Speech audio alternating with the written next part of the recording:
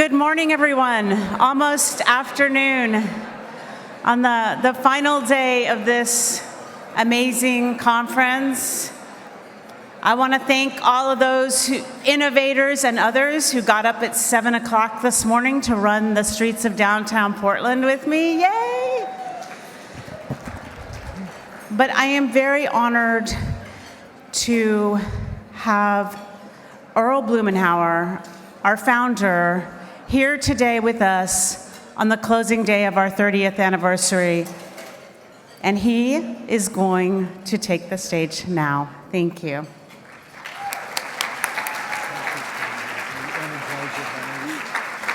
Whoa. Thank you, Kammy. This woman is an Energizer bunny. And it must be acknowledged. I know there's been reference here to the amazing volunteers and staff, but Kammy holds it together. She's been doing this, focusing on this for months, and she's already focused on subsequent conferences coming up. I really appreciate the personal investment you've made to make it a success. How many of you have been to conferences like this and 2/3 of the seats are empty? The last lunch, people are worn out, they've got phone calls to return. This is a testimony to the energy and commitment that you have and the way that this has come together. I could not be happier to watch this 30th anniversary from beginning to end. Mpact has hit it out of the park. And at a time when we need your energy more than ever. I appreciate what you're bringing to this party. I appreciate the commitment and the follow-through, and look forward to working with you in the next steps. Thank you very much.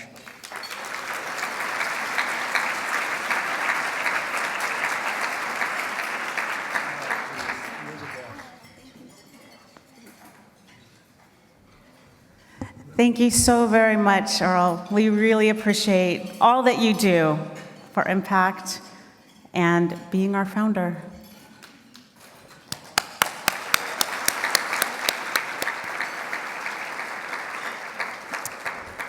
And it is now my pleasure to welcome to the stage our afternoon sponsor, AECOM, and my friend and our sponsor, David DeRosa. Thank you.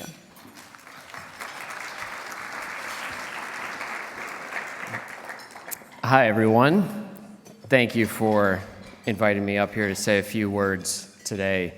As Kammy said, my name is David DeRosa. I'm a planning manager for AECOM's West Coast Division and based out of Los Angeles. And I'm proud to say that AECOM has been heavily involved with Mpact for well over a decade, and happy to be here today. So what we are about to explore is a critical truth of these next conversations. Transportation is more than just getting from point A to point B. It's about unlocking opportunities and making independence accessible for every individual, regardless of their ability or choice to drive. I'd like to begin by sharing a personal story. I have a brother-in-law who lives with autism. He's 38 years old and he'll never have a driver's license. A quick side note, the reported incidence of autism in the US has increased significantly over time, from 1 in about 150 in 2000 to 1 in 31 today. The rise is attributed to a combination of factors. It includes additional and improved awareness, broader diagnostic criteria, and enhanced screening methods. Although, while not a scientist, I can tell you that I think the jury is still out on acetaminophen being a cause. Regardless, the number is increasing. And while it is increasing, it doesn't necessarily indicate a correspondence in the increase of the actual incidence of autism. But rather, it's better identification of cases that may have been missed in the past. Another way to think about this, the need for inclusive transit systems has not changed during that time. My brother-in-law is a remarkable person. He's taught me so much about resilience and perspective when he visits me in Los Angeles or we travel to other cities together. We're always studying the public transit systems. However, unlike me, his passion for public transit is born out of necessity, and it's a constant reminder that accessible and inclusive mobility isn't merely an infrastructure challenge. It's a deeply personal and societal commitment. Witnessing the independence that well-designed transit systems can offer has inspired me to continue advocating for thoughtful, inclusive design in all the projects that we touch.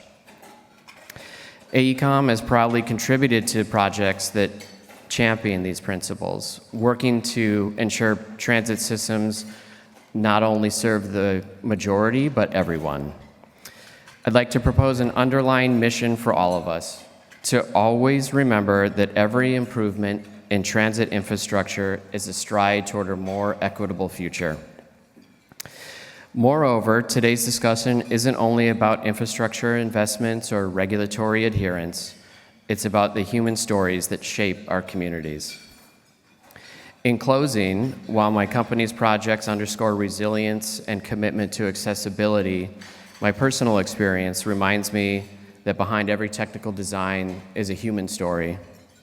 Stories like that of my brother-in-law, who despite not being able to drive, is an advocate and a major supporter of public transit.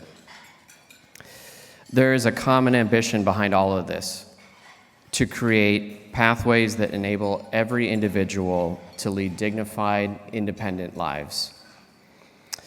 With that, I'd like to thank you for your attention, and I will turn it over to GB to lead us through the next conversation.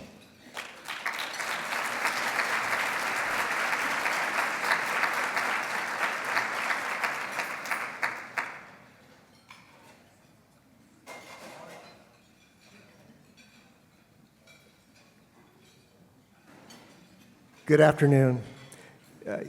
It's hard to believe that we're wrapping up our 30th conference. I'm not even sure how that's possible. And of course, it's possible because of all of you. Last time I spoke at Rail Volution, at Mpact, it was at the closing plenary of our 25th conference in Vancouver, BC. And we talked about how Rail Volution has gone from a conference to a movement. And at that time, we looked back at the first 25 years. And I'm just going to return to that theme very briefly. You know, we helped show that slide projectors don't always work. We helped show that the impossible was possible. We moved from Portland to the mainstream. Along the way, we learned that you cannot predict the future, but you can invent it. And that's what we've been doing. We moved from cartoons of what could be to prime locations to live, to work, and to play. To building walkable, dense, mixed-use TODs. Today's plenary reflects that evolution, and it also reflects that Rail Volution / Mpact has continued to exist because we've been true to our core values, but we've also applied listening and understanding that the aspiration of building communities next to transit is not enough. We also need to create accessible places, whether you're walking or driving, or if that's not an option for you. And so the focus of this plenary is on those accessible places.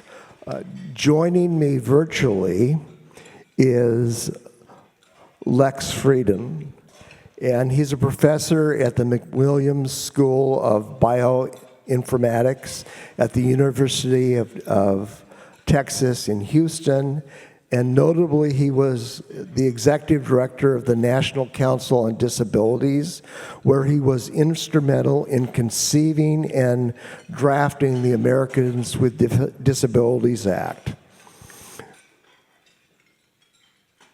Lex helped plant a seed in my mind, because when I first met him, I was giving tours at TriMet of the just brand new West Side Light Rail line, and Lex was on the board of Houston Metro.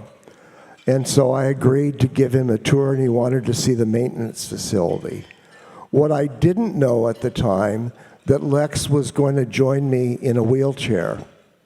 And so I fretted about how do we get from the station to the maintenance facility, and what was I getting into? What I didn't know at the time was, well, the West Side Light Rail Line was designed to be compliant with ADA. And so it was as easy as pie to go from the station to get to the maintenance facility and then to move through the maintenance facility without any barriers. The other thing I didn't realize at the time is that tour was accessible and possible because of Lex. He was one of the forces behind ADA, the Americans with Disabilities Act. So I want to start by asking Lex a question, which is, Lex, what does it feel like to know you helped change the face of America for so many people? Well, GB, I want to thank you for having me here, and thank all of you very much. I am using technology now that is in development, and I have to tell you that I need an assistant to use it effectively. And just to show you what reality is for people with disabilities, I had two assistants who were going to be here to help me with this camera. So I'm going to show you, GB. I'll come back to your question in a second. But I think this is a moment, a learning moment for all of us. Here is the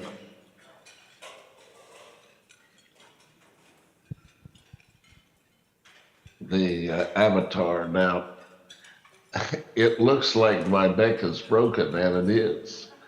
But the camera is not set exactly right on my end because the person that was coming to help me with it had an accident in a vehicle on the way here. And I think if they were using a public transit vehicle, they probably would have made it safely. And they are okay, but they are not able to be here at this point. They're taking an Uber. So by the end of the conversation here today, my head might be up and not down. And in order to avoid distracting my conversation with you, GB, I'm going to turn the poor man with the broken head upside down and turn him off for a minute.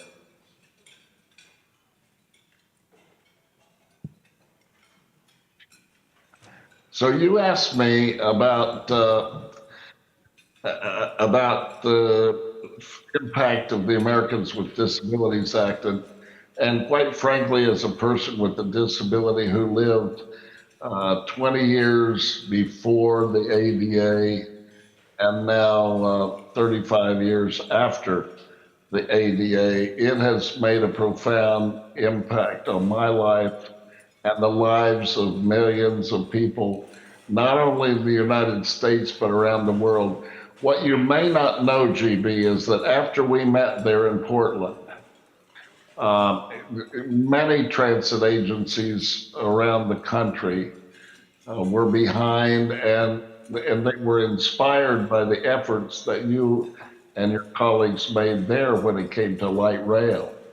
And you influenced the Houston system, that's certain. But the real impact of the ADA was felt by people with all types of disabilities, and that, I think, was the breakthrough. The main thing we did differently than had been done before, and that is we took a cross-disability inclusive approach, so that the ADA was designed to meet to overcome the barriers that people with physical disabilities have, people with blindness have, that people who are hearing impaired have, that people who have intellectual disabilities and learning disabilities, and all of those aspects that we sometimes have to live with. And for those of us who require any kind of accessibility, transit is the key. It's the key to our independence.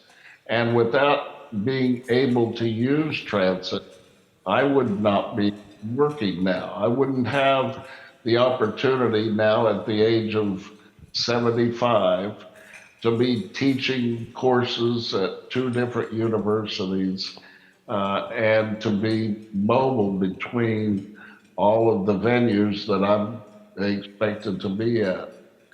So here we are now in the 21st century. Portland's had an impact, and the ADA has had an impact around the world because the United Nations passed a Convention on the Rights of People with Disabilities. And I was just watching online earlier today, people with disabilities, even in Jamaica now, who were using public transit in order to get to shelters and to get the care and food and assistance they needed despite this disaster.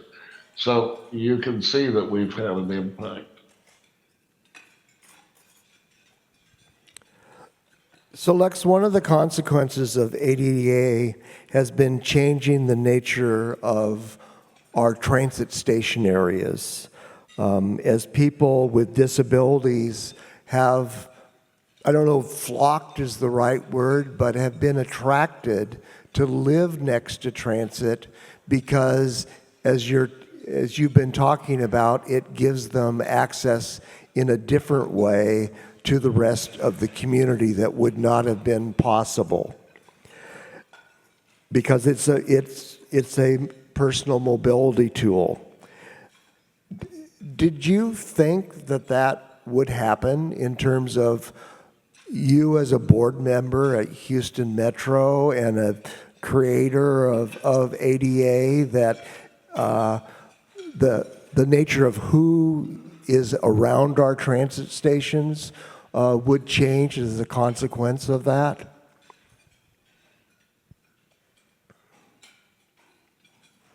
GB, in transit,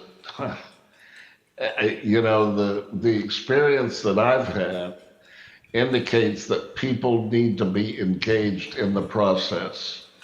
And in Houston, fortunately, we had leadership, the mayor, the people who were running transit, everybody was engaged in the process of ensuring that people with disabilities had full access. And, you know, I think that may be an exception to some communities, but we've had a remarkable opportunity here to engage people. We have 25,000 people in Houston now who are using public transit and all forms of it, GB, not the paratransit alone, but we're moving people daily onto fixed routes and using the light rail. And I think it's mainly because people have been able to express themselves.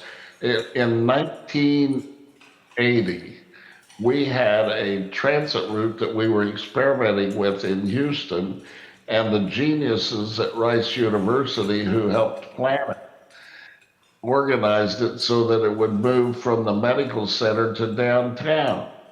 And they didn't stop to think that people with disabilities didn't want to go to the medical center unless they had to, and they wouldn't likely check out of the hospital and go downtown.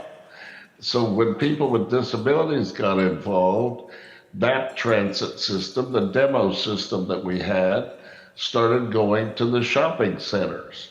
It made a lot more sense, and ever since then we've been involved. But to go back to Portland, my experience there indicated to me that we could change the world, and as a result of that, I think ADA has experienced the same kind of impact on people. Again, not just in the United States, but all over the world. So Lex, what would you tell the folks in this audience that are involved in creating communities around transit to do differently if they placed a higher emphasis on accessibility for disadvantaged people?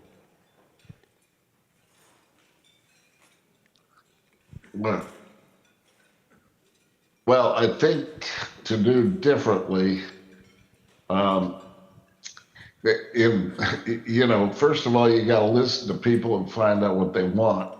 But to do differently, I think differently involves promoting people themselves. And if we are involved, then obviously that's teaching other people. And the people here who are at this conference are all believers. I have to, applaud everyone who is here simply for being here, for being present. But we have to extend that throughout the network. And it goes well beyond transit, GB. You pointed it out in your open comments. People don't realize that we face barriers virtually everywhere in our community. And the barriers that we can measure, and some of the studies that we've done, indicate that many of those barriers are attitudinal barriers. The attitudinal barriers can be broken down by presence. If people with disabilities are present, then attitudes about disability change because they see us behaving like everybody else, except for perhaps one portion of our lives that is affected by our disability. We have the same desires, the same objectives, the same goals. We enjoy the same things, and we need to be with people to express ourselves. So, it's all about engagement, participation, and inclusion.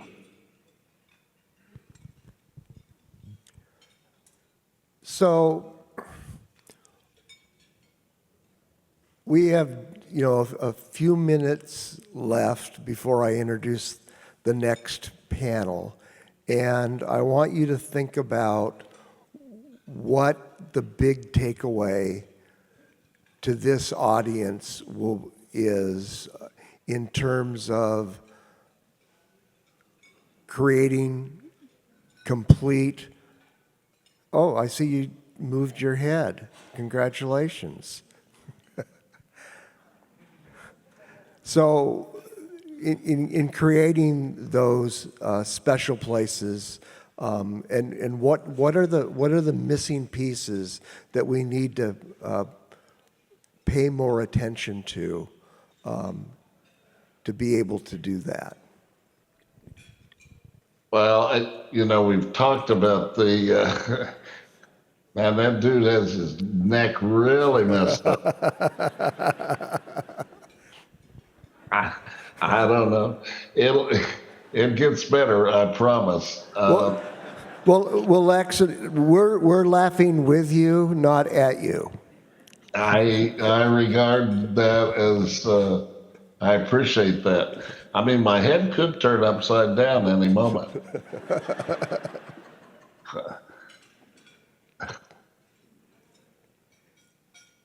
I don't know. I'm now I have some help, and I apologize for not having that.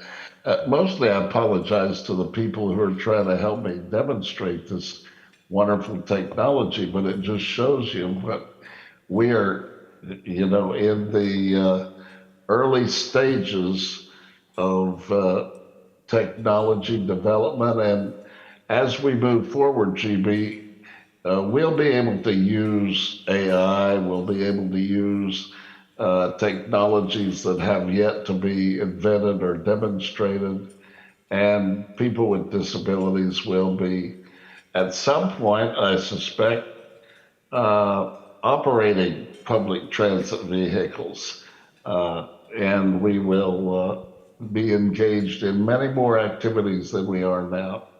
But I do, in conclusion, I want to thank you, and I want to thank the people of Portland. I want to thank all the people who are at the conference here today. Without you, many of us would be watching television instead of working. We would be at home in bed rather than traveling, rather than mobile. We would not be participating in activities that we enjoy and that we can do with all of people who are not people with disabilities. It's a real opportunity, I think, for all of us to improve. We do so by consultation, by engagement, and by full participation. Thank you very much. Well, thank you.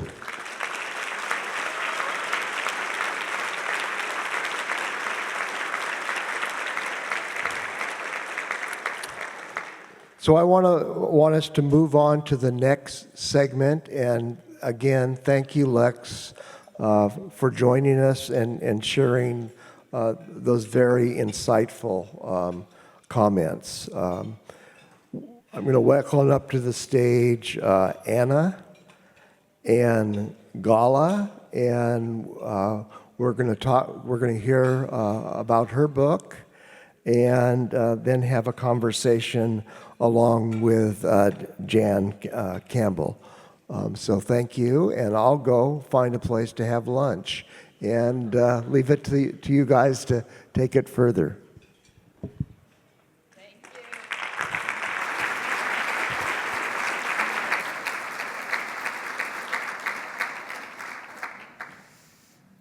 All right. Just testing that you can hear me okay here. Jan's rolling up. Let her get seated. So my name is Anna Zivarts. I'm from Seattle, Washington. I currently work for an organization called the Non-Drivers Alliance, which is building capacity among non-drivers in Washington state to be involved in transportation and land use planning. Today I'm going to be talking a little bit about our work and how I came to be doing this work, and then we're going to have a panel with my fellow collaborators here. So just as a practice of accessibility for today, I'm going to be trying to describe verbally the images that are presented on the screen, and I'm going to have, Gala's going to help me read some of the quotes because I'm low vision. I was born with a visual impairment called nystagmus, which makes my eyes shake a little bit all the time. And that means that I'm not able to drive, and I'm also not able to read PowerPoint presentations or read notes when I'm presenting. So over the last year and a half, since I wrote a book and have given a lot of presentations, I've sort of worked out a method of presenting that works for me and involves collaboration. So excited to have some people help me today with that. So this first image on the screen is an image of some folks who I worked with in Washington State in Kitsap County, for those of you who are familiar with Washington. This is JR, woo, yeah, yay Kitsap County, yay Kitsap Transit. This is JR and Kat, who are transit riders. They're transit-reliant disabled community members from Kitsap County. And this is waiting at a bus stop. Unfortunately, it's a bus stop without a cement pad and a rural road, and so Kat, who's in a power wheelchair, is parked out in the road itself, waiting for the bus. And you know what? I need to grab the clicker. Hang on.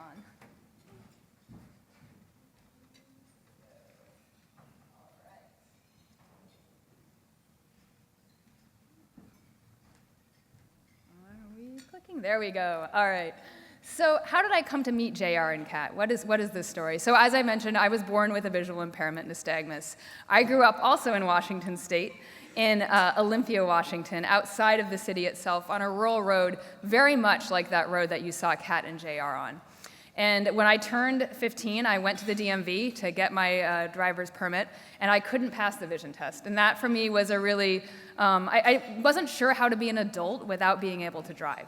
I had assumed that I would be able to drive. I hadn't really known other folks in the low vision or blind community. And I hadn't really ever ridden transit in my own community or in Seattle. I just didn't really think of it as an option. And so I was determined to learn how to drive anyway, and I took my best friend. We went to the parking lot, and she tried to teach me how to drive in her mom's truck. I drove that truck up a cedar tree. The truck did not survive.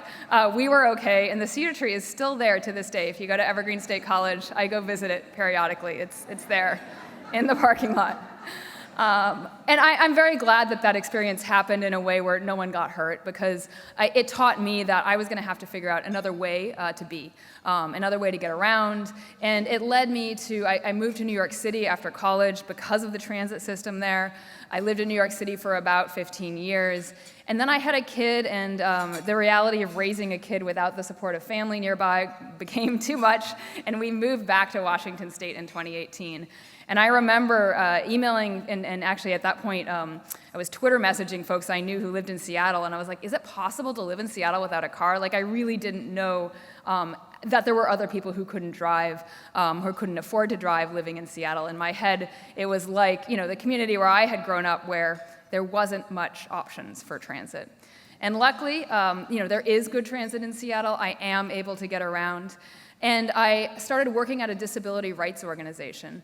And working there, I started to meet many other folks who couldn't drive and couldn't afford to drive, and some combination of the two, which really set me on the path I am now, thinking about this identity of non-drivers and helping other people who are disabled, who are too young to drive, who are aging out of driving, who can't afford to drive, or any of the combination of those factors, see themselves as a non-driver collective, right? As a non-driver movement.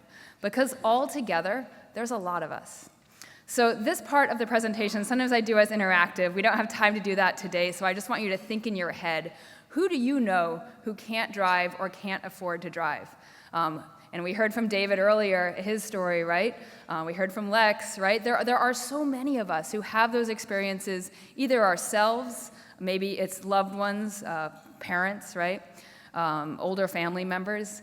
There's some images on the screen now that I'm going to describe. So the picture on the upper left corner, that's my grandma. That's me when I was a little girl. And she lost her vision, I think 20 or 30 years before she passed away. And because of that, she was living in suburban Long Island. She decided she wanted to live somewhere where she didn't need to drive. And she picked up and moved to Waikiki. And so it was great to have a grandma who lived in Waikiki as a little kid. That was awesome. And I hadn't really thought of her choice in that way, in sort of a transportation land use choice, but it really was, right? That she had chosen that community because she could have a full life, do everything she wanted to do, and not drive. Below that is a picture of my other grandma, other side of the family, who lived in southern Indiana on a farm. And she developed a heart condition later in her life that would cause her blood pressure to drop, and she would pass out unexpectedly. But she didn't want to have to move into a nursing home. She loved her animals, she loved the farm, and so she stayed there, and she kept driving, and we'd get calls periodically from family members that she had driven off the road again because she'd passed out, and someone had found her in a ditch, but everything was okay. And that happened a couple of times. And then luckily she passed away in her sleep without actually hurting anyone. But I just think of that, so many folks who are aging out of driving face choices like that, to drive and have it be unsafe, right? Or to uproot their lives and, try to build a new community if they can afford to in a new place that doesn't demand as much driving. Other groups of non-drivers pictured here, and maybe these are some of the people you're thinking of in your communities, right? Disabled people are part of this non-driver community. People like me who are low vision, people with mobility disabilities, people with epilepsy, people with traumatic brain injuries, people with autism sometimes, other neurological disabilities. Every time I sort of try to list all the disabilities that can make driving unsafe or uncomfortable, I miss some, so I'm not going to try to do a comprehensive list. But recognizing also that it's not a strict binary too. Maybe you have a disability that prevents you from driving sometimes, but not all the time, or can make driving really stressful.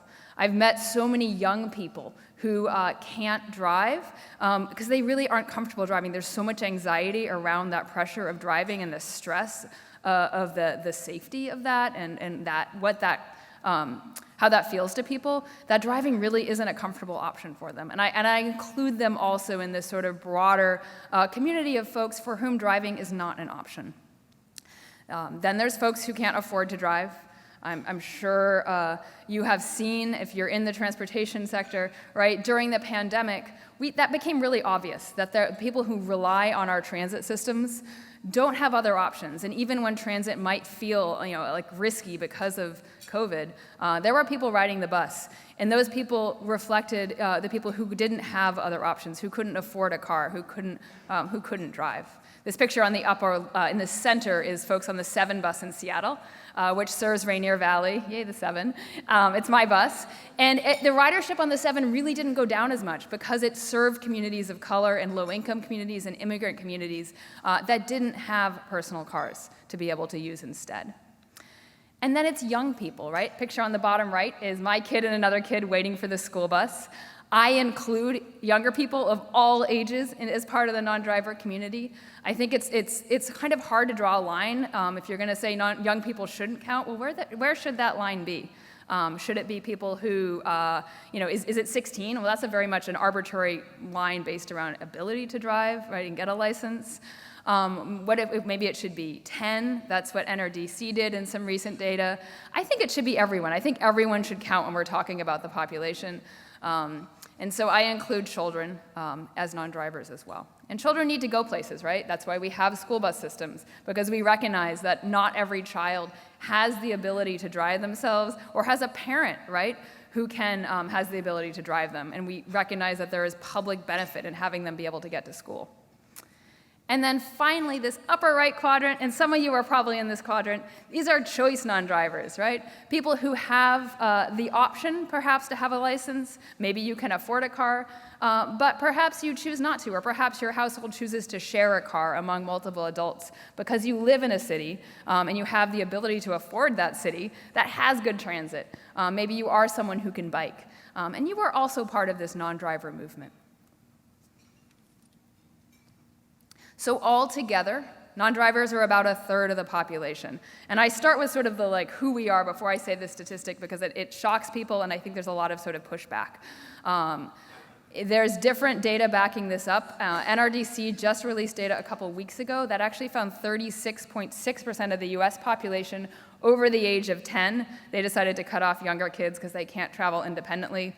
I think that's a bit ableist because I think we should include everyone. Not all adults can travel independently, but that's my side note. 36.6% of the US population over the age of 10 doesn't have reliable access to a vehicle. In Oregon, it's around 35%. And you can look up on their website, you can look up your state, around 73% of disabled adults cannot drive. And I think that's an important stat to remember too when we're thinking about access, right, and access to our communities.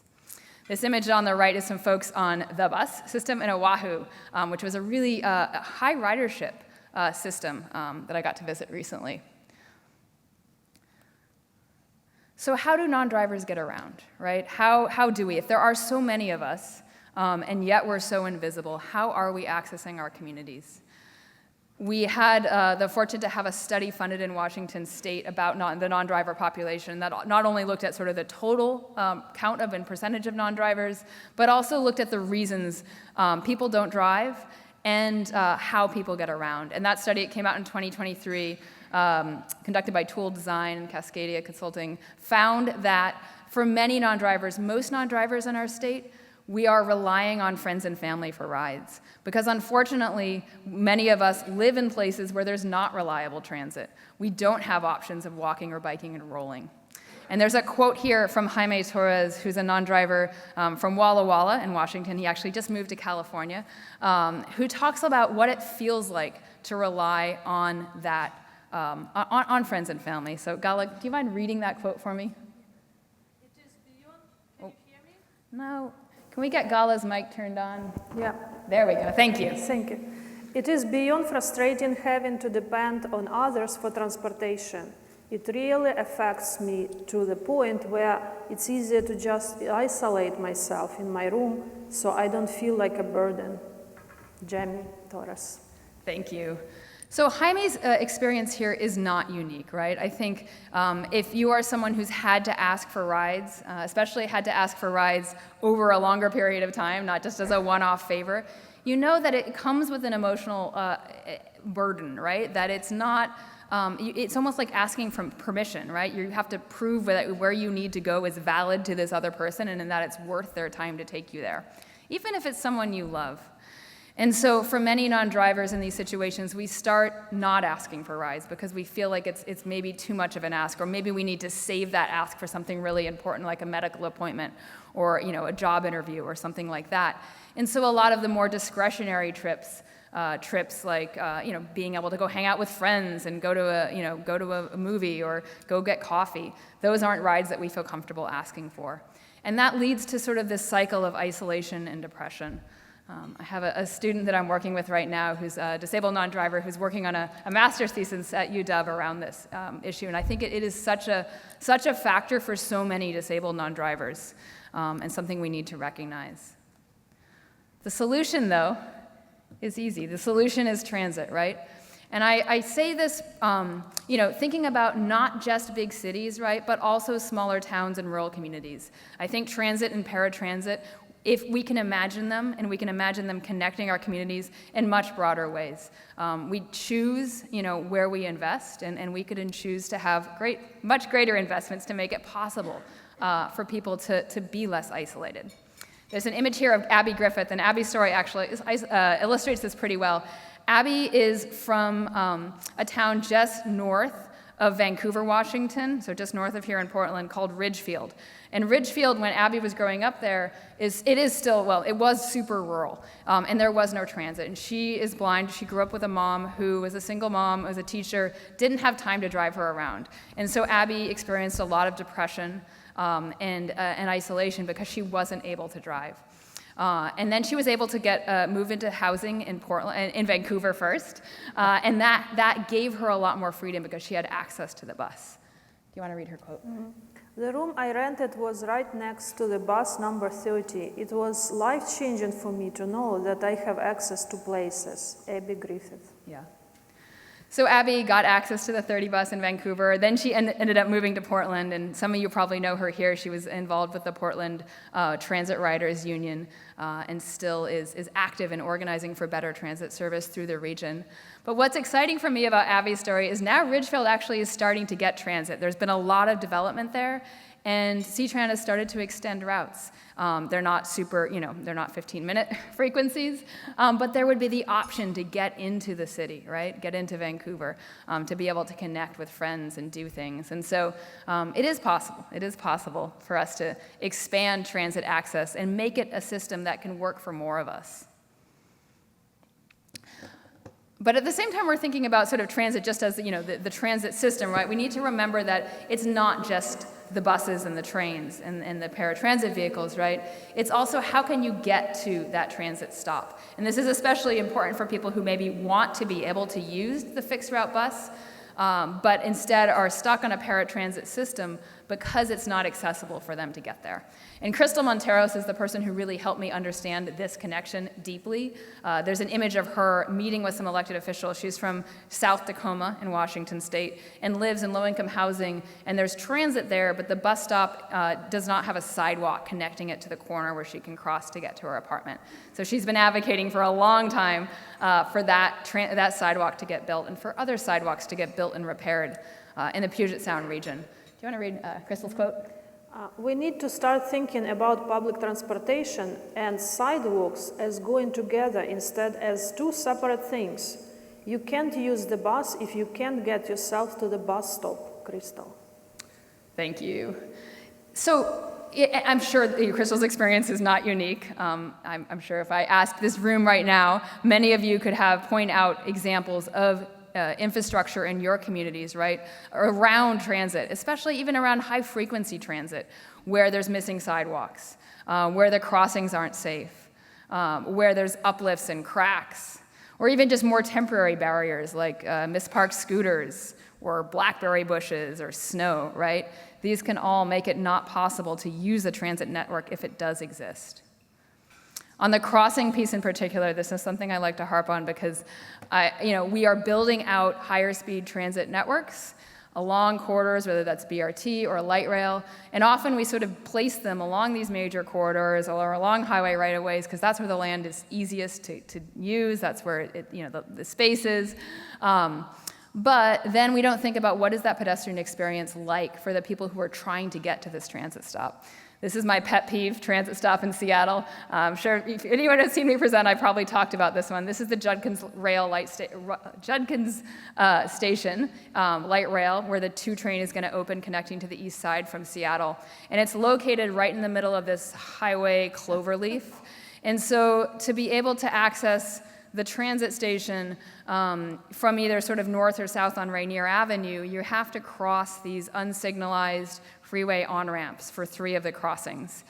And they're pretty gnarly. They're very, the cars are coming off at highway speeds or they're accelerating at highway speeds and there's no signals. And so as a pedestrian, you are kind of playing Frogger. And so we've done a whole bunch of community walk roll audits there. And we now have a RAISE grant to look at some planning options for redesign. So that's exciting. But there's a quote here from Micah, who's a blind transit user who I was out there on one of these walk audits with me and walked up to what he thought was what was an accessible pedestrian signal to push the button to get a crossing. And instead, it was a sign that said, use caution while crossing, and there was a little sign of a pedestrian and a cyclist on there. And there's a quote from Micah. Gala, do you want to read that? So they can't see us, and I can't see them. That's tough. Yeah. Yeah, it is tough. And it's unfortunate, that this wasn't, part of when we were thinking about locating the station here, that we thought it was acceptable as a community to expose people, pedestrians, especially disabled pedestrians, to that kind of risk. So really thinking about, land use and access when we're building our transit systems. What are those crossings like? Knowing people will be crossing, knowing people will be crossing in a hurry to catch that train or that bus that they don't want to miss. How can we make it safer? And, there we go. So I know this is the crowd to do this. This slide is sometimes a slide I think that goes over people's heads when they are thinking less about the land use connection, but I'm excited for you all today because you are the crowd that will get this. When we're talking about transportation, right, that's sort of only half the equation, right? The other half is how far are things away from where you are, right? Where you can afford to live versus where you need to go, where the services you need are, where your jobs, where healthcare, where childcare is. And that is such an issue. And it's an issue especially here in the West and in other places where extremely high housing costs have pushed out people who are lower income, people who are disabled, who can't afford higher rents in the more central, better connected parts of town that have that transit network, right? That have that connected sidewalk system. There's a quote here from Vaughn Brown, who lived actually just north of here in Vancouver, Washington. And as Portland real estate prices went up and up, Vancouver real estate prices also went up. And Vancouver is where the School for the Blind in Washington State is located, so there's a pretty big blind community in that area, and a lot of folks have really felt that housing pressure and been forced out of city limits, right, into more and more rural areas Vaughn used to describe to me his walk to the Fred Meyer, to the grocery store, being over a mile on places without sidewalks, not having transit access. Do you want to read Vaughn's quote for me? More affordability means moving further out. Moving further out means more limited transportation. Yeah. So this image on the bottom of the screen is some townhomes for sale near one of the light rail stations near where I live in Seattle, the Othello station. And these townhomes are all going for $800,000 to $1 million. And that's, it's great that we're having this construction and this density happening around our light rail, but that is not an affordable amount for many, many disabled folks, many non-drivers, many low-income folks, and the immigrant communities that, are living in these areas. So really thinking about, yes, like it would be the dream of many of the non-drivers that I work with to live in a place near light rail, but the housing is not available there. And so instead, people are priced out into more suburban and ex-urban areas. Vaughn moved to Spokane eventually and found more affordable housing there. The image on the top is actually an image from the town where my grandma lived, the one who drove through, into the ditch a lot. This is the town called Griffin, Indiana.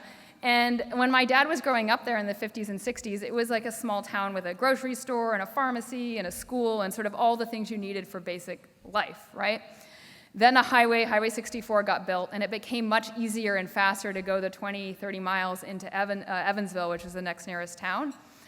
And so all of the businesses closed. The population of this town has stayed the same, right? I checked the population. It hasn't really gone down. It's instead the services have all left. And there's a lot of reasons for that. But just thinking of the impact on that of people who are aging out of driving or who can't afford to drive or who can't drive, who live in communities like this. And the same is true not just of rural communities and small towns, right, but many urban communities where we see food deserts and pharmacy deserts too. So thinking about the location of services is so critical.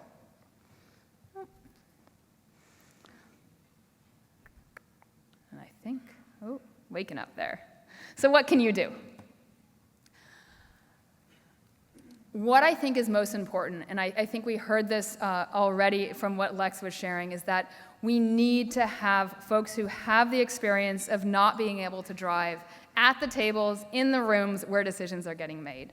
And there's lots of ways to do this, right? If you work at a transit agency or a transportation department, what would it take to organize more walk-roll audits, maybe even bike audits, with disabled community members and other community members who don't and can't drive? There's an image here. This was a walk-roll audit, actually. Also, I have a lot of Vancouver pictures here. This is Vancouver, Washington. This was a walk-roll audit we did with our state DOT a couple summers ago, bringing together some folks from the disability community to experience some highway on and off ramps they had just redesigned with a little bit more pedestrian accessibility, but still presented some challenges for folks because it was, those rapid flashing beacons.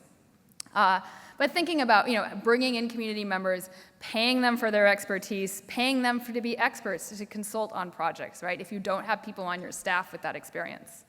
But I would really like to see more people on your staff, right? What it would take for you to look at your job postings and think about, how do I hire more disabled folks? How do I hire folks with different educational backgrounds who maybe haven't had the opportunity to get the credentials that perhaps you might assume are needed for a job, but maybe rethinking that, thinking what other kinds of life experiences could create the possibility to do that job well. In Washington State, and in Oregon too, actually passed it in 2021. Last year we passed in Washington State a law that prevents organizations, employers from requiring driver's licenses for jobs when driving isn't an essential function. Yes. So check your job postings. Even if you don't live in a state where it's a requirement, you can change that, right? You can go in there and make sure, and then when you upload it into your HR systems, make sure there's not weird layers in your HR systems that are adding back in requirements like that. The ability to lift 40 pounds is another sort of legacy employment requirement that gets stuck in so many job descriptions, and it really doesn't need to be there. But the driver's license piece, quick story, I applied for a job at Seattle Public Schools. Driver's license wasn't in the job description, but it was sort of a checkbox in the hiring software. I didn't check it, and my application did not go through. So it could not even be in the job description itself, but in the back end. So double check all those things. And then finally thinking about who are on your governance boards, especially if you're a transit agency, right? How do you bring in the expertise of transit riders?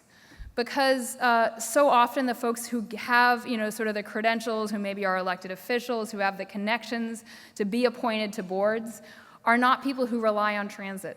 Perhaps they're not people who ever take transit.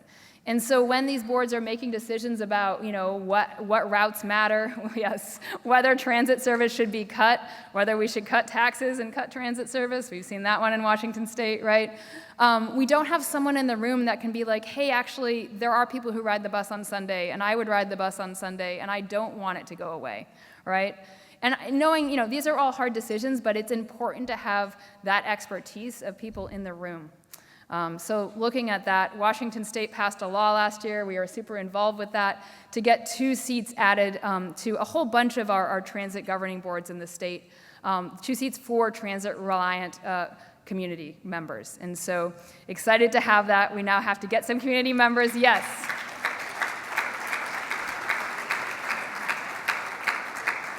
It's a big win. It's an option, though. It's not a requirement for these transit agencies. And actually, it's the elected officials who are voting on whether to add new members to the boards. And so we've got to now do the organizing work to make sure that they know that this is a great idea and will make their transit systems better and win more community support, which is important when you're going to voters to fund it. Finally, the last idea I have for you all and the last takeaway is the week without driving. Yeah, woo! I just saw an organizer from Pittsburgh here a few minutes ago, and they are one of the examples that makes me happiest about what you can do with a week without driving.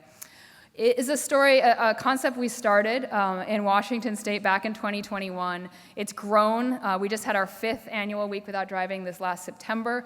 It's now in all 50 states, 14 different communities internationally.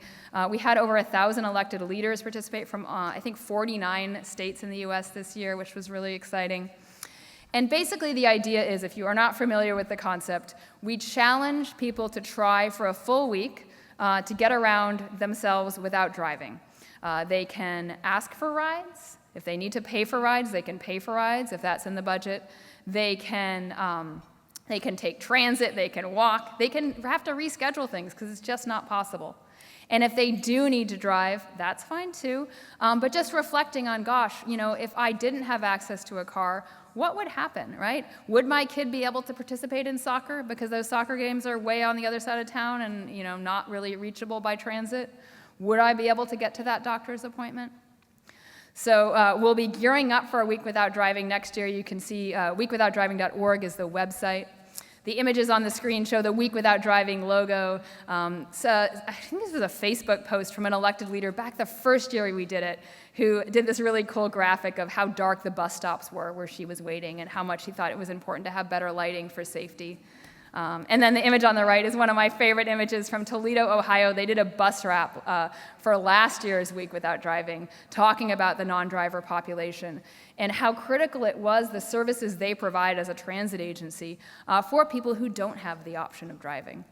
So really, it's a way for us to highlight and bring, elevate the stories of non-drivers, the existence of the non-drivers in all of our communities, and how transit and walkable rural communities and affordable housing really can support communities where non-drivers and where all of us can thrive.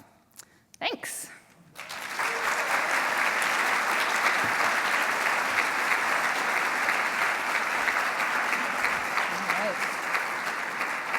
Now I'm going to turn it over to Jan, who's going to facilitate our conversation.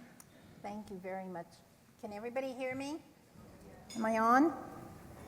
And I'm going to raise up a little. This is technology. My chair goes up 6 feet higher than I was. So I'm not going to go up too much, but, and it also goes back into recliners. So that helps for pressure sores, et cetera, for people that have to sit many hours in their chair. So my name is Jan, and I chair the Committee on Accessible Transportation for TriMet. I and another person in '84 with TriMet people started that committee. And what we do is we're made up of people with disabilities as well as adults. and we have cross disabilities on our committee, and we advise the TriMet board as well as TriMet on the accessibility of their system. So we totally engage people with disabilities and older adults, and we've had that since '84, so it's been a long time. And we work as a team, and we try to work on issues so that we can move forward in our journey to make sure that the transit system here is welcome and accessible to all. How many have ridden the transit system here? A lot of you? It's good, isn't it? Yeah. It's excellent. Yeah, we hope it's going to be the most accessible transit system in the country. I say it is already, but I don't know. So, Anna, the things that you were talking about really affect me personally. I have no other option than either riding public transit or using my chair or sitting in a bed. My spine is starting to crumble, so I can't hop into a car like I used to with my manual chair or anything else. So public transit is the only option that I have. And I'm going to ask some questions of our panelists here about what they feel, and we've heard a lot about the week without driving too, so people get involved in that as well. So the first question, Gala, I'm going to ask you, and if you can also talk a little about yourself, because I don't think we all know who you are. How can planners and transportation engineers begin to integrate cognitive accessibility into their existing workflows, especially when resources or awareness may be limited? My name is Gala. I represent Ohio State University, Knowlton School of Architecture here, and also National Youth Advocate Program where I work as a Director of Research and Development. So one realistic entry point that doesn't require a lot of additional budget cost is incorporating cognitive accessibility and assessment into existing policies. So 8 years ago, 2017, we at Knowlton School of Architecture collaborated with autistic organization, Autism Living, now it's All In Living, and we were including adults with autism into the planning process, creating a forum for participation for them. And because I stayed longer than usual PhD students in the program, fast forward now, we are continuing to work with the exact organization on housing development projects in Dublin, Ohio. So for you, if you don't know, Dublin, Ohio doesn't have any affordable housing and no public transportation. So we are challenged to create first affordable housing in this community, inclusive of disabled folks, people with cognitive disabilities, aging population, and we are working now on assessment of the area in terms of access into services and what kind of transportation options exist there or should be created. So first and foremost is including people with disabilities into planning process. And Anna also mentioned that it's not only working with communities, but also have people on the staff who are autistic. Now we have more and more growing population of planners who identify or say that they're autistic and they want to be part of the process. I have several friends who are transportation planners and autistic, and we want to change how planning is done currently. And that community's really been left out on so many things. So. Yes. Thank you. Did you want to add to that? Yeah, I mean, I'll just add, I think, one piece I didn't mention, but I think what Gala was saying is so key is how are academic institutions, how are they supporting students with disabilities, both, sort of K-12, but then thinking about colleges and universities, and encouraging folks to go into planning and engineering, right? How do we make sure that we are creating those pathways so that we have people who then can come work for your agencies and have the skills, but also have that experience? And for those programs also to be teaching about the disability experience. I've heard from so many different different students who have gone through planning and engineering programs where disability wasn't even talked about, right? And designing for disability wasn't part of the curriculum, or it was supposed to be part of the curriculum, but then they ran out of time and it got cut, right? And so I think that it's important for that to be part of it as well. Thank you. So now I have a question for you, Anna. Why are non-drivers useful frame to understand access needs? I'm excited about the non-driver frame because I think it allows us to have a bigger tent conversation, right, about how we build our communities. Because while we're talking about and we're often focused on the needs of disabled non-drivers within that, and then we sort of talk about involuntary non-drivers, people who can't afford to drive, people who are aged out of driving. It also includes people who are choosing not to drive. And in reality, all of our sort of access needs broadly are similar in that we want to be able to get places without having to own a car or drive it, right? And so we can start to design communities that work better for us. And it's strangely, maybe not strangely, but it's a message that actually can resonate across the aisle, and I think that's important. I was just in DC yesterday, we were doing a bunch of meetings on the Hill, and we came with these data sheets from the NRDC talking about their new study around non-driver populations. And people were surprisingly receptive because what that data shows is that, of course, there are lots of non-drivers in our big cities, but there are also high non-driver concentrations in our rural communities and especially our lower income rural communities as well. And so it's thinking about access needs that way allows us to talk more broadly about how we can build communities that work better for all of us. Yeah, and I think, it's talking about universal design, because it does affect everybody. And disability is a human condition, and I think at some point, either friends or family or yourself will have a disability. So it's very inclusive. Yeah. Thank you. Did you want to say anything on that? No. Are you sure? Yeah. Okay. So now I have another one for you then. You're not going to get out of this. What would it take for agencies to bring in more people who are disabled non-drivers into staff and leadership roles? So with American Plan Association, if you know, I'm also a member, we try to have every national planning conference topic on disability. So this coming conference will be in Detroit, and we hope we can address issues of accessibility there, working with planners. There are more and more focus on that. We have more now students interested in disability accessibility. So I hope we can continue this conversation. And we talk about universal design, but universal design is not enforceable like ADA, so we still have to have ADA. And for ADA, we want to include cognitive disabilities because these things are not written down as physical disabilities.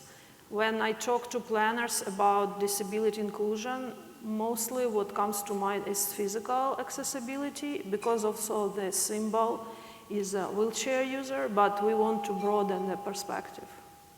Thank you. Do you have anything to add on that? Yeah, what you were saying just made me think a little bit about that broadening how we understand disability. And I think, there are lots of, my visibility is not particularly visible. And helping people understand that, right? I mean, the wheelchair is a symbol, and it's super visible because we see it, lots of places and lots of parking spots, and we associate those things together. But that disability is much broader than that, and experiences are deeply individual and complex, and so consulting with community is so important. I'll point out one sort of story about this. So with my condition, LED lights flicker. And it's really annoying, and it's not something that other people notice at all. But anyone with nystagmus, like Christmas time is sort of awful because all the Christmas lights are like pulsing. A lot of the cheaper sort of LED headlights in cars do the same thing. So if I was someone who could actually drive, that would be incredibly distracting for me. So just understanding that, that's something you wouldn't know, not having that experience. And so it's so important to bring in people with really diverse disabilities and bring them into the process because our experiences of the world can be really different than what is sort of the norm and what is assumed. Yeah, and I think you're speaking about physical disabilities. I feel I'm very proud of my disability, and I know that when I was growing up, people were not proud of their disability, but now it's a culture. So I think different disabilities want to get involved. I feel I was lucky having a physical disability because there's been a lot of changes in physical disabilities, but the hidden disabilities and other disabilities, it's been really hard. And so we need to move forward and again look at the total range and include people with disabilities in that. Thank you. So Anna, what about disabled non-drivers and biking? Is biking an option for some disabled people who can't drive? It is, and I think that is surprising for folks. There's also, this assumption and that biking is sort of this able-bodied activity, and the reality is that there's all sorts of adaptive cycles and ways for disabled people to bike. And there are also many people, perhaps with invisible disabilities, who bike and bike for transportation because we can't drive. I am one of those people. I am able to bike. That's great. It's given me a lot of mobility freedom. There are lots of other low vision people who bike who cannot drive, people with cognitive disabilities, right, neurodiverse folks, right, that do bike. And some folks with mobility disabilities might find biking, an accessible option for moving. And so recognizing that, I really think we need to be talking more, and folks who are engineers, thinking more about how we design bike infrastructure for disabled cyclists and the wide sort of range of disabled cycling experiences, because there's not best practices as far as I know in that space, and I think it would be so exciting and so interesting for folks to work on doing that with community. Did you want to add to that?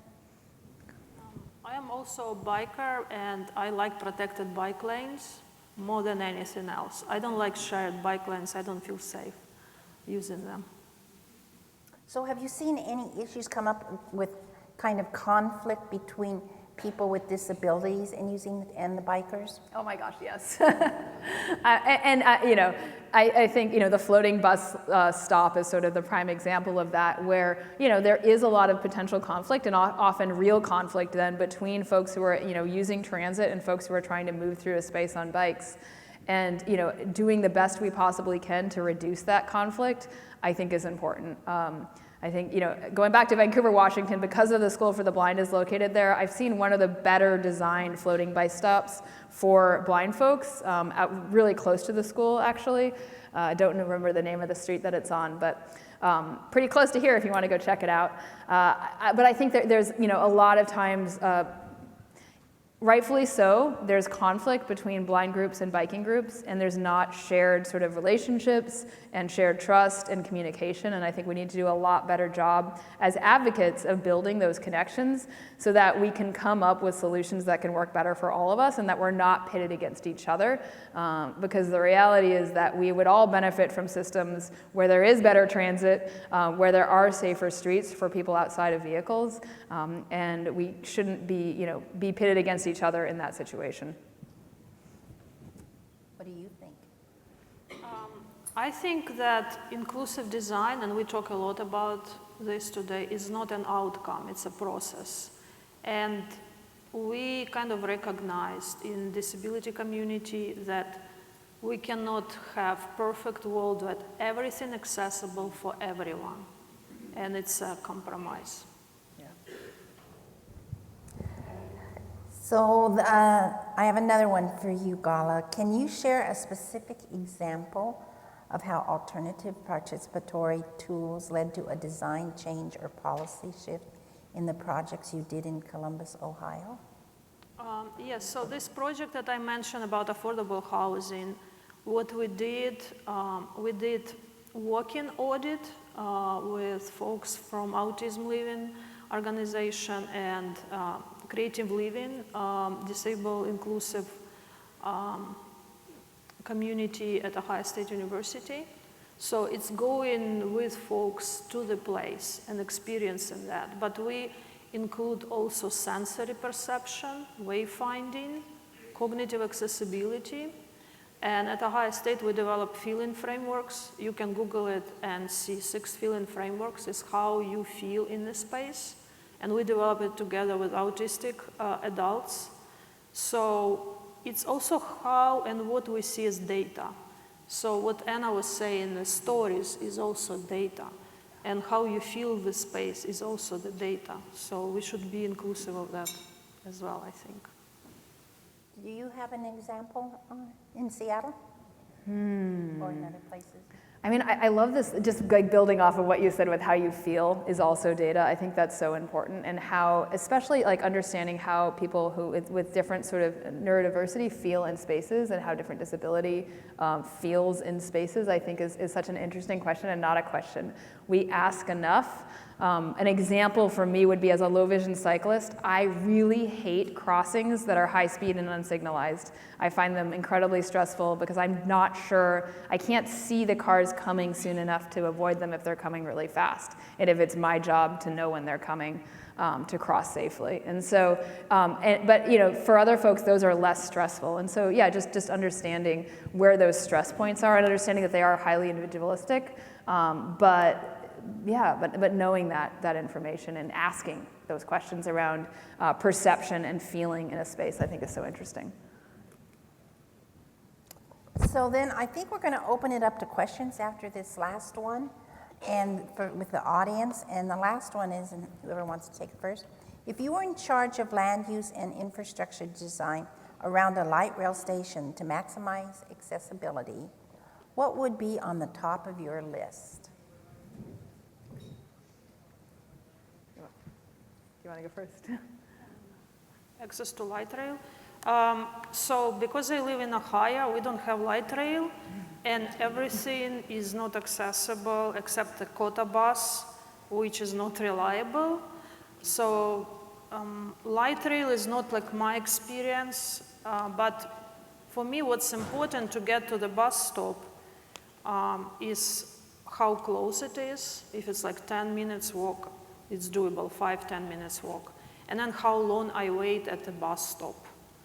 So if it's like longer than 10-15 minutes, it's probably for me faster to walk.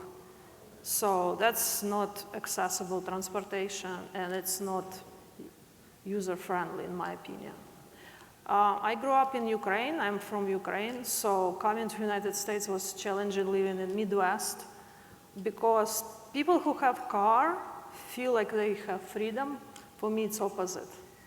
For me, freedom means when you have access to public transportation. Yes.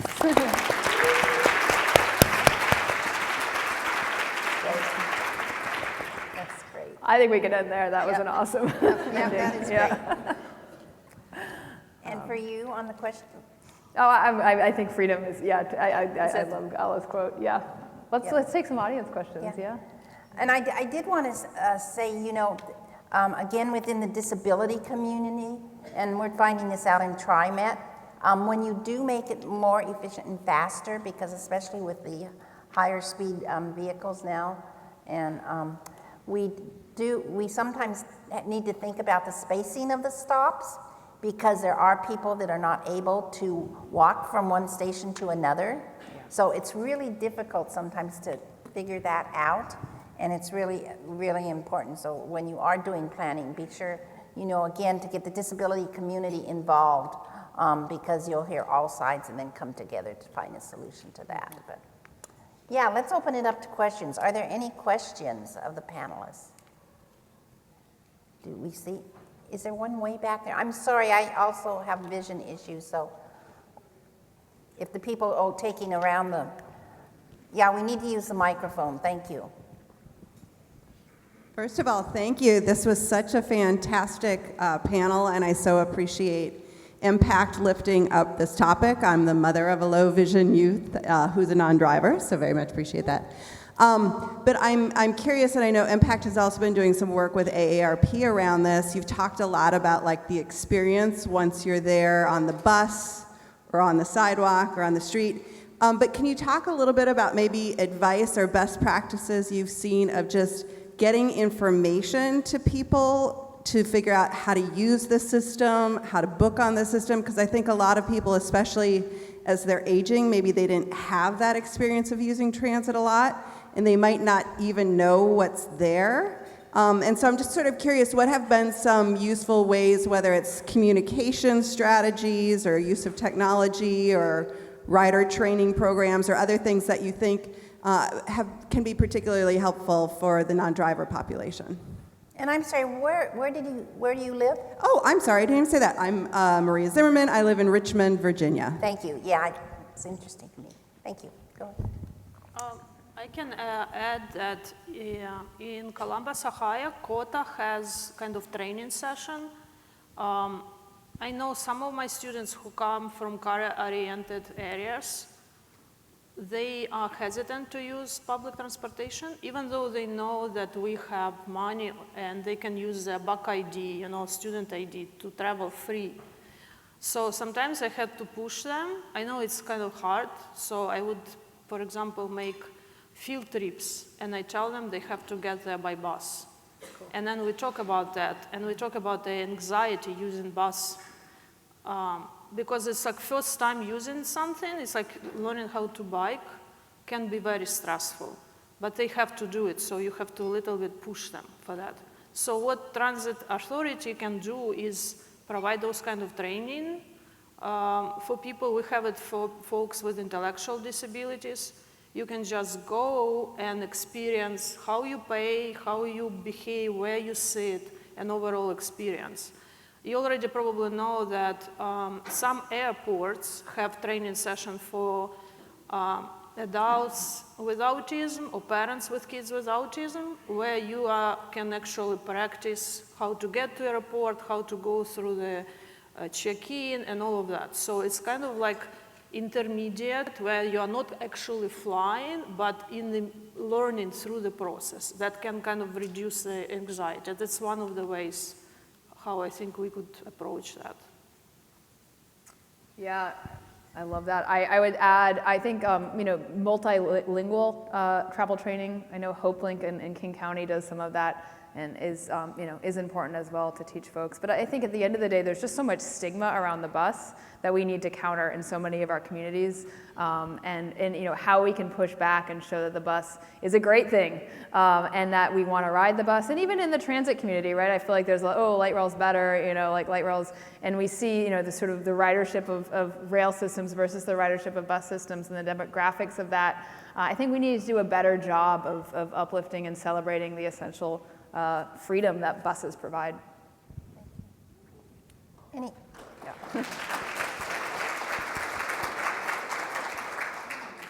Any other questions? I believe there's one out there. Way.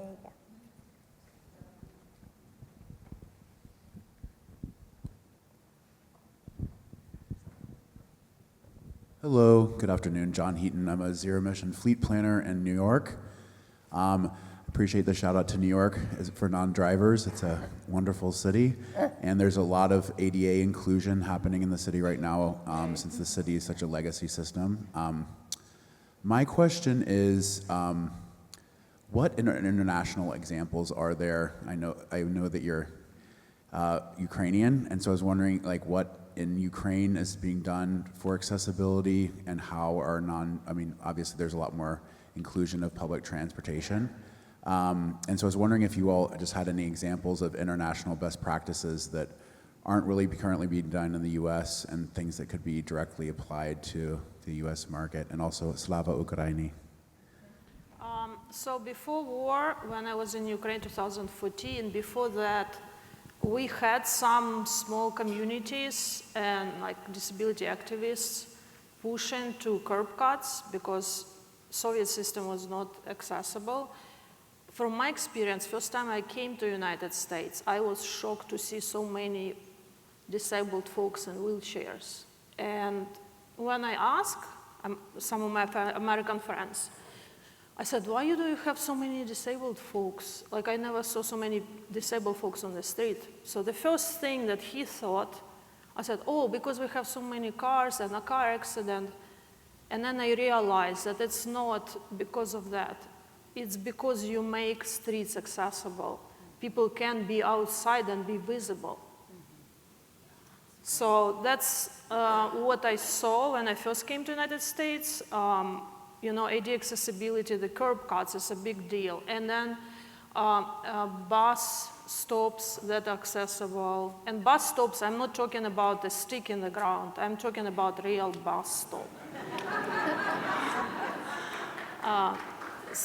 And then now, because of war, it's kind of awakening because we have so many people who got injured. We need to be and pay attention more to accessibility, even more now. So now they have to adapt. We have to adapt and make everything accessible even more than we did before. Do you want to say anything on your travels? Okay. Anybody else? Yes, hi. I'm Francesca Jones, and I'm a city planner with the Portland Bureau of Transportation. Something I think a lot of folks are trying to do is create more vibrant communities. We're caring a lot more about people's perceptions about safety, and that can manifest in like public art. And what can we do in the realm of transportation to contribute to beautiful places?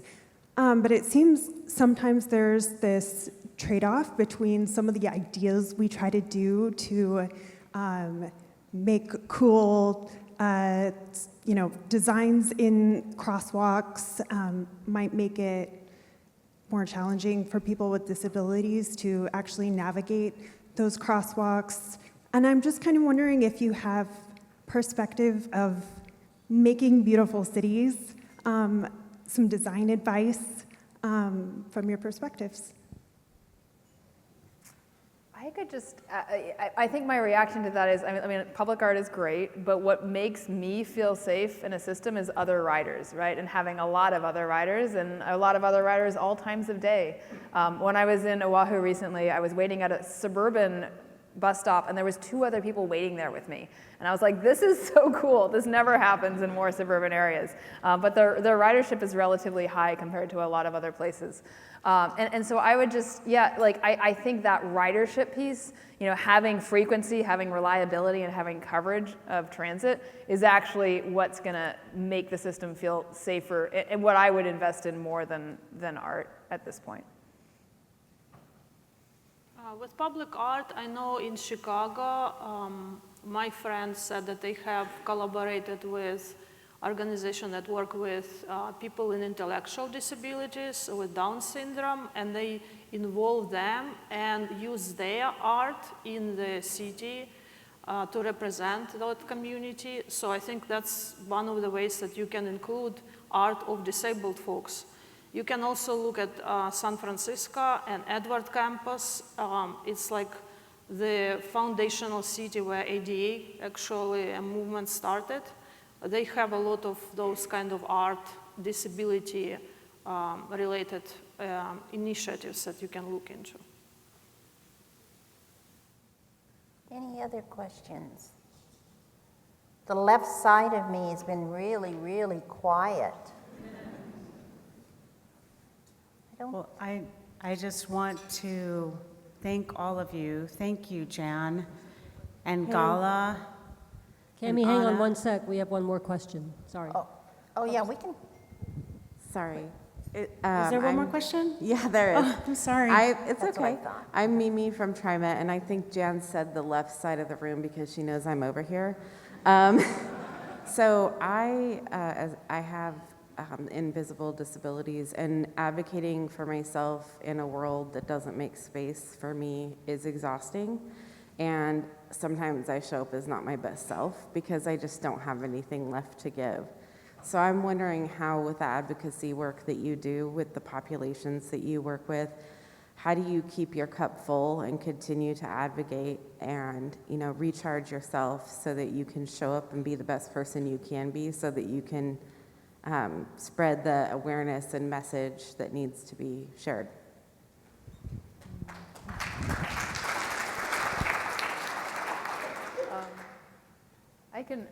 I'll take a stab at it. So I came, before I did disability work, I worked in labor organizing, and I had an older organizer at one point. I was young and so idealistic, and we were doing hunger strikes and we were going to win and everything was going to be better.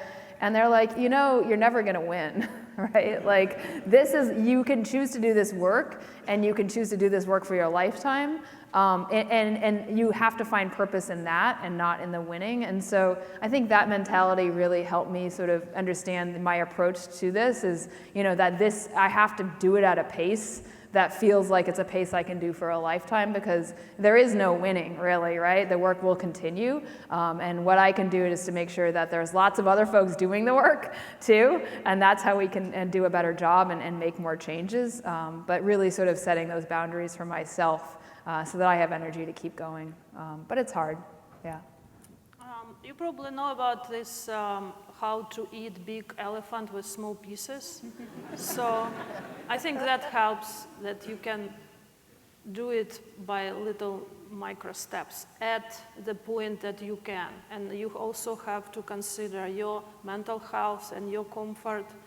For me, disability community is not only a space for collaboration and changes, but also comfort and support, yeah, and solidarity.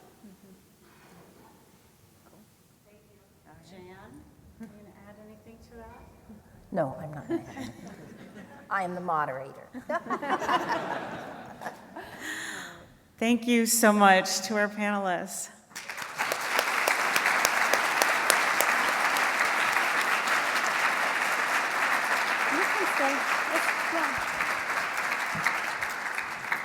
So, and thank you for that question. I think that was advice for everyone, so that was wonderful to hear. I do want to thank you, Anna, Gala, and Jan, once again. Thank you also to GB and Lex, and thank you to those who supported the team. I also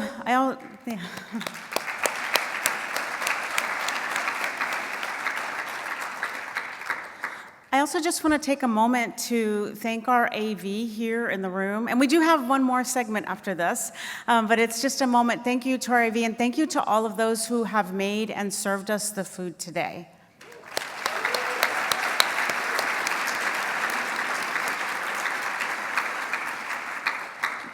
There has just been so much to absorb from everything that we've heard today. I cannot sum it up in one or two sentences, and I'm not going to try, but I am filled with gratitude for what I have learned today. It has really, really, really been amazing, and definitely filled my cup and helped me to learn so much.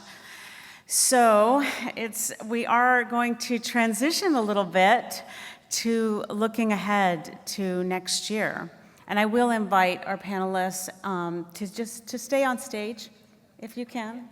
We're just going to have a conversation about next year. And I'd like to invite our guest from Toronto, Jose Santoyo, who, and I feel a friend now. He's come, he's been part of this whole conversation. He came to the PK last night, and we are excited about next year in 2026 to come to Toronto for Mpact during the Toronto Film Festival. So please, I want to welcome to the stage our friend Jose Santoyo.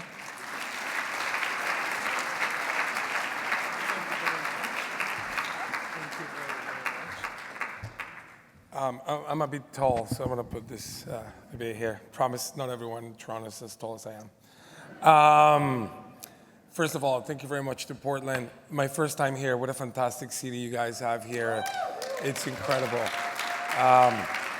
You made me doubt that, are Canadians that nice? Because I feel like people here are a little bit nicer than we are up north. Thank you very much for the hospitality. What a fantastic conference. Really happy to meet you all, see how passionate you are about all the conversations taking place at Mpact. I am not a person that is in mobility or transportation. I'm not a planner, nor an architect. Super far away from that. But I am a person who lives in a city that is going through a major transformation. A major transformation in the way that we live, in the way that we use the public space, and in the way that we are trying to turn our reality into something that is a little bit more us, and that is designed by us and for our next generations to be used. Toronto is 51% of people that were not born in Canada. So when I say that Toronto is multicultural, it's not even fair, because multiculturality is part of who we are. We are beyond that. We are not the mix, we are the remix. It's a city where you don't go to see and say, oh, because we're so multicultural, you have great Chinese food and great Mexican food. No, it's a place where you come to eat Korean Mexican food, right? Sushi, tacos, and weird things that the weirder it gets, the better it gets. So we're very excited for you guys to be there. I think that your passion, how people-driven you are in everything that you do, is going to help us as well learn a lot from you. I'll tell you a simple story. When I finished university, I lived in many places, East Asia, Southeast Asia, Middle East. I became a professional immigrant. And that said, it's like I was just really good at going places, and when in Rome, right? We do as people there do. But when I moved to Toronto, when I moved to Canada, I realized there was not one way. There was many different ways. We all come from so different cultures, perceptions of reality, perceptions of space, that everything that we do becomes such a great opportunity to learn more about how other people see space, how other people think that fair, it's truly fair. When you have those different dimensions coinciding with each other, we make a lot of mistakes. We probably go a little bit slower, but everything is very purposely driven by the interest of people to truly make things different and useful for everyone.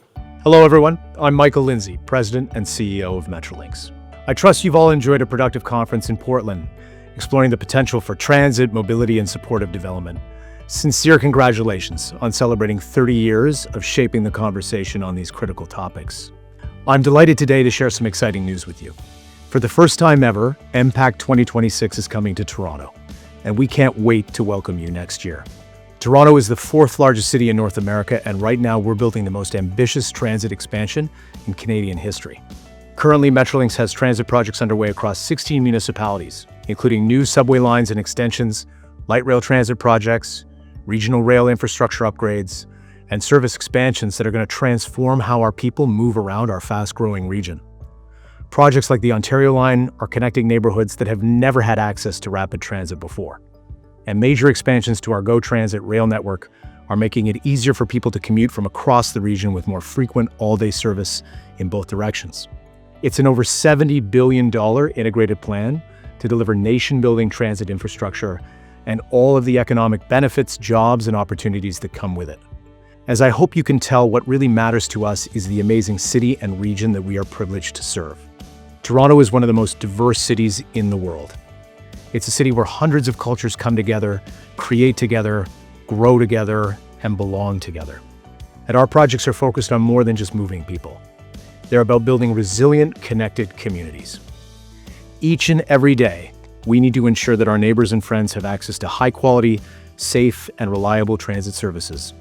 It's how they get to work, it's how they get to care, it's how they get to school, it's how they get home to family. That's the power of transit, and it's a solemn responsibility for us. Innovation matters to us, but so does inclusion. We want a region that works for everyone, and that's the future we're building toward. We're working with communities right from the beginning of our projects. People are helping shape the decisions that affect their lives, and we want to make sure that their voices are a part of the process every step of the way. Toronto truly is a city that's 100% all in, and here's a little glimpse of what that looks like. No apologies, no hesitation. Toronto's all in. Do what you want. Be who you want. We're 100% on board 100% of the time. We decide to welcome hundreds of cultures and hundreds of languages, and everyone says, sure, 100%. Greg opened a Chinese Jamaican fusion spot in Little Portugal. Angel and David wanted to serve 100% indigenous food hundreds of meters up in the sky. We said 100% to all of it, and then we asked for seconds. You want to reach high? Catch a vibe. Meet where the energy is electric and the inspiration is endless. A place where ideas are born, collide, and multiply, where business meets brilliance and the world comes to you. Whatever it is, our answer 100 times over and 100 times again is 100%.